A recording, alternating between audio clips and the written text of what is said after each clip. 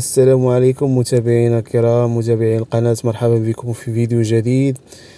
في مسار المنتخب المغربي في الدور 32 من كأس العالم 2026 وكذلك القنوات الناقلة، مرحبا بكم. حيث ينتقل المنتخب المغربي إلى دولة المكسيك، وبالضبط مدينة مونتيري.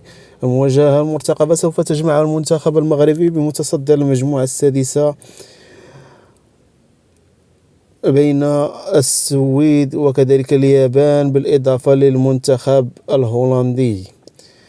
هذا اليوم سوف يتم تحديد ترتيب المجموعة السادسة لمعرفة المنافس في الدور 32 بين المنتخبات المذكورة.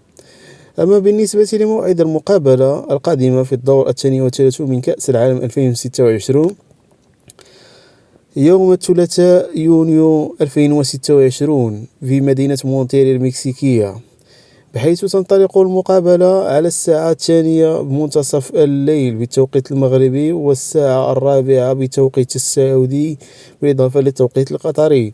أما بالنسبة للقنوات الناقلة فإن بإن سبور هي من تملك حقوق البث بخصوص هذه المقابلات.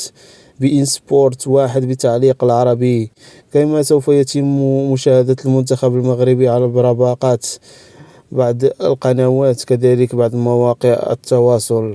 ونتمنى التوفيق للمنتخب المغربي بإذن الله والفوز والتأهل إلى الدور المقبل بإذن الله، بحيث المنتخب المغربي يملك منتخبا قويا ينافس على كافة الجبهات خصوصا كأس العالم. وشكرا لكم وأتمنى التوفيق للمنتخب المغربي بإذن الله.